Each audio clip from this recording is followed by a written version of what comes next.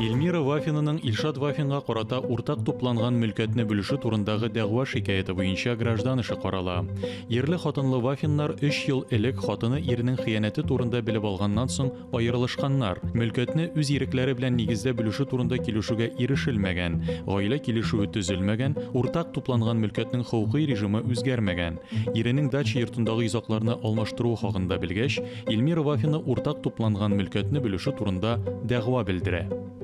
Барығызында басуғызны сұрайым. Суд келе. Отыруғызны сұрайым. Эльмира Шамилевна Вафинаның Илшат Рамилевич Вафинға қарата уртак тупланған мүлкәтіне бүлішу турындағы дәғуасы бойынша граждан іші қаралы. Судқа кімдер келді? Документларыңызны суд отырыш сәркәтибі аша бере аласыз.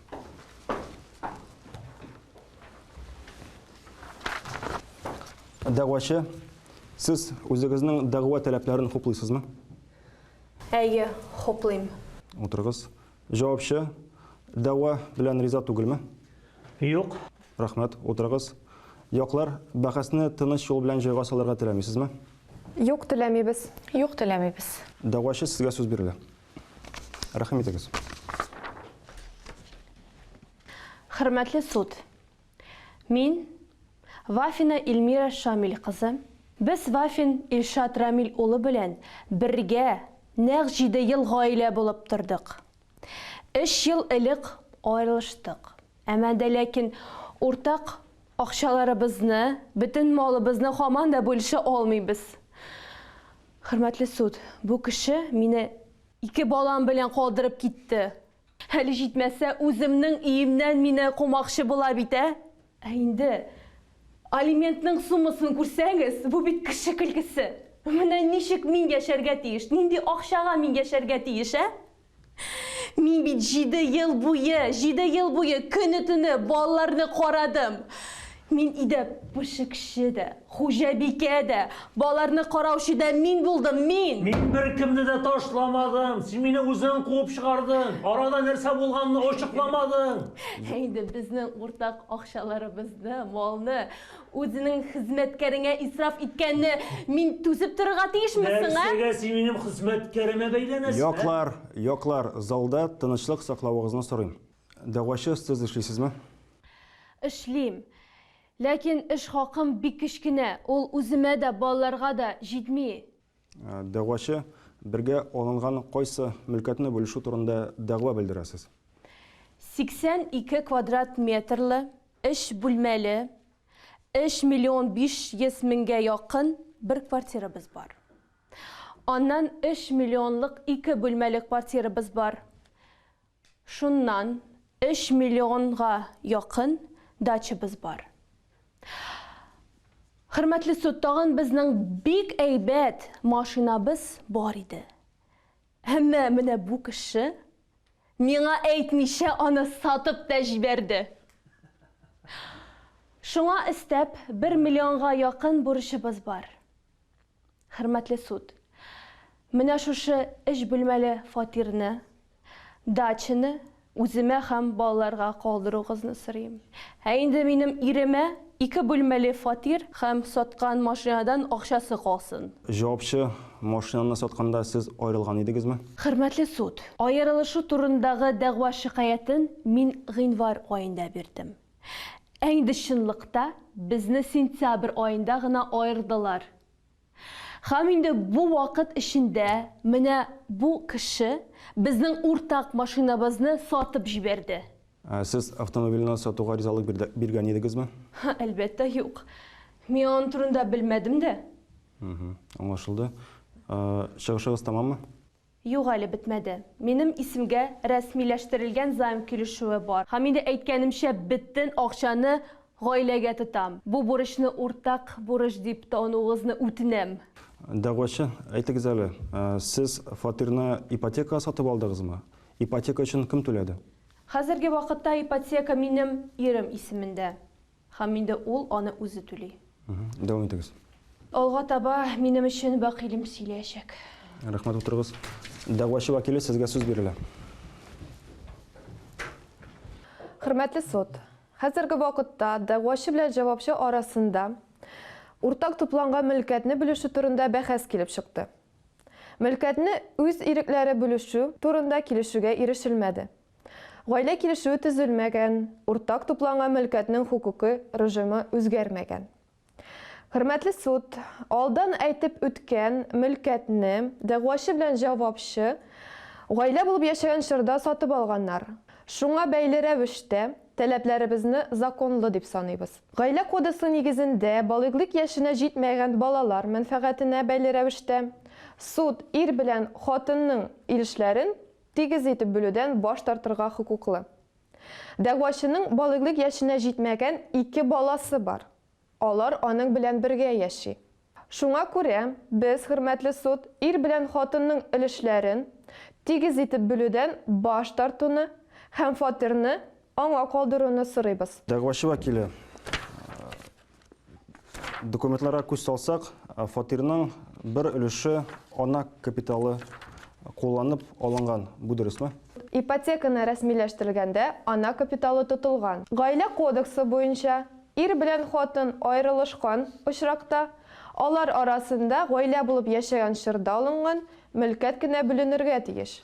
Россия Федерациясе Гаилә кодексының 34-нче статьясы нигезендә махсус билгеленештә булмаган акчалар уртак мөлкәт булып саналмый. Ана капиталы акчасын кушып алынган торак ата-ананың һәм балаларның уртак мөлкәте итеп килешү буенча өлешләр күләмен билгеләп рәсмиләштерелә. Аңлашылды. Закон буенча ана капиталы кулланган очракта уртак мөлкәтне бүлгәндә балаларга өлеш чыгараларга тиеш. Дәвам итегез. Хөрмәтле суд, дача йортына килгәндә без бу йортны дәгъвачы ханымга калдырырга сорыйбыз. Чөнки ул 2 бала белән кала. Ул аның белән еш файдалана, уланырга кирәк. Ул анда яшәмей, йортны сатып җибәрергә тели. Җавапчы, сезгә тагын бер кат кисәтү ясыйм. Тагын кабатланса, залдан чыгарып җибәрәчәкмен. Гафу итегез, Утырыгыз, җавапчы. Гафу итегез, хөрмәтле суд. Фатирда, дачада аңа калады. Бу ничек була инде? Җавапчы, кемгә нәрсә калуы суд карарында билгеләнәчәк. Утырыгыз. Гафу итегез. Дәвам итегез. Хөрмәтле суд, без шулай ук җавапчының машина сатудан алган акчасының ярты өлешен исәпкә алуыгызны сорыйбыз. Аннан соң миңа ышаныч белдергән затта 1 миллион сумга аның исеменә рәсмиләштерелгән займ килешүе бар. Әлеге бурыч түләнмәгән. Без бу бурычның уртак буларак танылуын хакында сорыйбыз. Чөнки әлеге акчалар гаилә ихтияҗлары өчен тотылган. Гаилә кодексы нигезендә ир белән хатынның уртак бурычлары да бүленә. Дәгъвачы вәкиле, займ килешүе гаилә булып яшәгән чорда төзелгәнме? Әйе, хөрмәтле суд, шулай. Дәгъвачы, әлеге акчаларны гаилә ихтияҗлары өчен тотылуын раслаучы дәлилләрегез бармы? Нәрсә алдыгыз? Бәлки нинди товарлар сатып алгансыздыр? Хөрмәтле суд, мин ул акчаны инвестиция фондына керттем. Минем бары тик гаиләнең бюджетын арттырасым килгән иде. Инде. Әйе. Гаилә ихтияҗына. Башта акчаны каядыр салыр алдыннан яхшылап уйларга кирәк. Тутканда финанс пирамидасына барлык булган акчаларны салган. Нинди финанс пирамида? Хәзер мин булган кредитны түләргә тиешмени? Финанс пирамидасы? Җавапчы, утырыгыз. Дәгъвачы, гаилә мәнфәгатьләренә тотылуын раслаучы дәлилләр булмаган очракта бу бурыч уртак мөлкәт дип санала алмый. Дәвам итегез. Әйе, хөрмәтле суд. Җавапчының тагын 2 бүлмәле бер фатиры бар. Ул аны гаилә булып яшәгән чорда сатып алган. Без әлеге фатирны шулай ук мөлкәтне бүлгән очракта исәпкә алуыгызны сорыйбыз. Аңлашылды. Утырыгыз. Җавапчы, сезгә сүз бирелә. Хөрмәтле суд, мин элекеге хатынымның таләпләре белән бер дә риза түгел. Аннан соң дәва вакыты узган да бит инде. Без 3 ел элек аерылыштык. Урта мөлкәт бүлүше турында ничек ул хәзер дәгъва белдерә ала? Җавапчы, сезнең позиция аңлашылды. Сез әйткәнчә, уртак мөлкәтне бүлүшү турында дәгъва белдерү вакыты 3 ел ташкил итә. Ләкин ул аерылышкан вакыттан башлап кына түгел, сез уртак мөлкәтне файдаланудан комачаулый башлаган вакыттан да исәпләнергә мөмкин. Сезгә бу аңлашылдымы, җавапчы? Әйе, хөрмәтле суд. Дәвам итегез. Мин кирпич заводында директор булып эшлим. Без хатыным белән бик матур, бик тату яшәдек. Шулай көннәрнең берсендә өйгә кайтып кердем, ул мин өйгә кергәнче үк мине син миңа хыянәт итәсең дип каршы алды. Хөрмәтле суд, бу хәлнең бер кайчан да булганы булмады. Ул эшләми, өйдә утыра. Зарыккан күрәсең. Гаилә булып яшәгәндә 7 ел дәврендә ул бер кайда да эшләмәде. Ничек инде эшләмәде? Аның үз кереме булмады. Барлык мөлкәтне дә мин сатып алдым үз акчама. Ничек инде эшләмәдем? Ә минем 2 баланы каравым нәрсә соң ул? Эшләвем түгелме соң ул? Мин көне буе ашарга пешерәм, кер юам, балаларны карыйм. Бу берсе дә саналмыймыни? Дәгъвачы, зинһар, тынычланыгыз, утырыгыз. Җавапчы, гаилә кодексында керем күләменә карамастан ир белән хатынга уртак мөлкәткә тигез хокуклар бирелә. Дәвам итегез. 2 бүлмәле фатирны мин җир кишәрлеген сатудан алынган акчага сатып алдым. Ул җир миңа әле өйләнгәнче мирас булып күчте. Аннан соң дачаны да сатып алган чагымда әти-әни миңа 1 миллион акча бүләк иттеләр. Шул акчага алынган дача ул. Җавапчы, сездә бу мөлкәтне туйга кадәр алуын раслаучы дәлилләр бармы? Әйе, бар хөрмәтле суд. Сезгә аларны минем вәкилем тапшырачак. Сезнең сүзегез беттеме? Бетте. Рәхмәт, утырыгыз.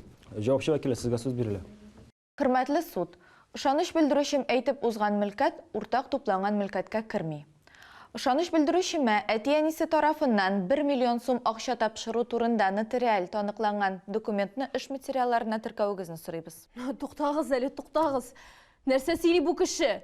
Алды ул барсында. Аның әти-әнисендә андый акча мәңге булган юк иде. Бу безнең уртак акчабыз. Мин белмим нинди документны сезгә бирергә тели ул. Бездә нотариаль таныкланган документ бар.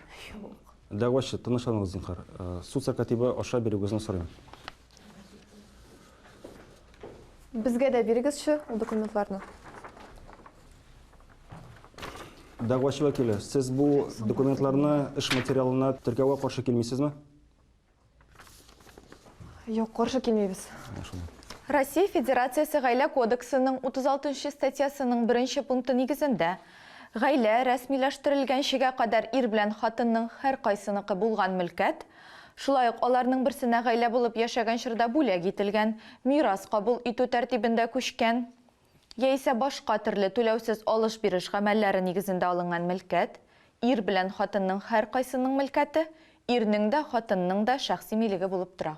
Җавапчы вәкиле, җир кишәрлеген саткан акчага 2 бүлмәле фатирны сатып алуыгызны раслаучы нинди документларыгыз бар?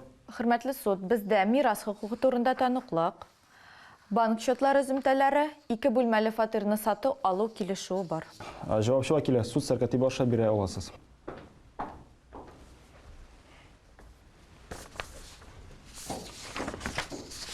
Дәвам итегез. Минем ышаныч белдерүчемнең машинасы юк. Ул машинасын гаилә булып яшәгән чорда саткан. Акча гаилә бюджетына керде. Шуңа күрә дә без автомобиль бәясенең яртысын түләүдән баш тартабыз. Россия Федерациясенең Гаилә кодексының 35 статьясының 2 пункты нигезендә ир белән хатынның берсе гомуми мөлкәт белән эш иткән вакытта алыш-биреш башкарса, ул икенче якның ризалыгы буенча эш иткән дип санала. Рәхмәт, утырыгыз. Җавапчы, сез бит бу чорда чынлыкта дәгъвачы белән бергә яшәмәгәнсез, урта хуҗалык алып бармагансыз. Әйе, яшәмәдек. Әмма ләкин минем элекеге хөрмәтле хатыным минем машина сатканын белде. Юк, мин моның белән килешә алмыйм. Мин бер нәрсә дә белмәдем. Һәм инде бу кеше миңа бер нәрсә дә әйтмәде. Аңлашылды, дәгъвачы. Дәвам итегез, җавапчы. Хөрмәтле суд, мин аңа бүләк иткән тун, һәм шушылай ук бриллиант алкалар, һәм шушылай ук йөзек, булар барысы да бар. Булар барысы да уртак мөлкәт булып санала. Һәрберсенең дә шеге бар. Карагыз әле сез аны. Син инде хәзер үзең бүләк иткән әйберләрне кире алмакчы буласыңмы, ә? Нинди уятсыз кеше булдың инде син, ә? Тынычланыгыз. Һәм бел, ул туңны син түгел. Синең әниең миңа бүләк итте. Без синең әниең белән бергә кибеткә барып, бергә сатып алдык, син түгел. Чыгым инде. Дәгъвачы, сезнең позиция аңлашылды. Җавапчы, сез әле генә әйтеп үткән мөлкәт дәгъва гаризасына кертмәгән. Сез каршы дәгъва белдерә аласыз. Ләкин сез аны әлегә белдермәдегез. Җавапчы, сезнең фикерегезчә, уртак мөлкәтне бүлешү ничек гадел булачак? Мин болай уйлыйм, хөрмәтле суд. 3 бүлмәле фатирны минем элеккеге хатыныма, ә инде җир кишәрлеге белән дачаны миңа дип уйлыйм. Һәм шушылай ук 2 бүлмәле фатир белән сатылган автомобильнең монда бернинди катнашы юк. Ничек инде юк? Шулай, бернинди катнашы юк. Һәм элеккеге хатынымның 1 миллионга алынган кредитын мин уртак бурыч дип санамыйм. Сезнең фикерегез аңлашылды, утырыгыз. Яклар, сезнең башка гаризалар, үтенечләмәләр бармы? Юк, хөрмәтле суд. Юк, хөрмәтле суд. Суд дәлилләрне тикшерүгә күчә. Яклар, сез эш материаллары белән таныштыгызмы? Әйтеп тору кирәклеге бармы? Таныштык, әйтеп тору кирәклеге юк. Таныштык, рәхмәт. Шуның белән эшне асылы буенча карау тамам дип белдерәм. Суд фикер алышуга күчә. Дәгъвачы вәкиле. Хөрмәтле суд, таләпләрне хуплыйм. Рәхмәт, утырыгыз. Җавапчы вәкиле. Хөрмәтле суд, таләпләрне канәгатьләндерүгә каршы киләбез. Аңлашылды. Репликалар бармы? Репликалар юк. Репликалар юк. Шуның белән эшне асылы буенча карау тамам. Суд карар кабул итү өчен киңәшмә бүлмәсенә чыга.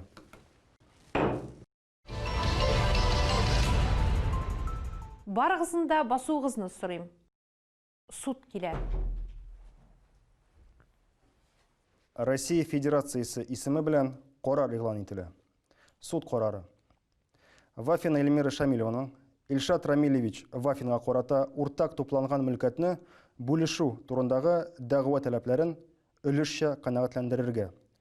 Мөлкәтне түбәндәге тәртиптә бүлергә. Вафина Эльмира Шамилевнага 3 бүлмәле фатирның 2500-дән 2371 өлешен бүлеп бирергә, балаларның һәр кайсына фатирның 4000-нән 129 өлешен бүләргә. Вафин Илшат Рамилевичка дача йортын һәм җир кишәрлеген бүлеп бирергә. Вафин Илшат Рамилевичка Вафина Эльмира Шамилевна файдасына 335 мең сум түләттерергә. 13350 сум күләмендә түләнгән дәүләт пошлинасын Вафиннан Илшат Рамилевичтан Вафина Эльмира Шамилевна файдасына түләттерергә. Дәгъваны калган өлешендә канәгатьләндерүдән баш тартырга.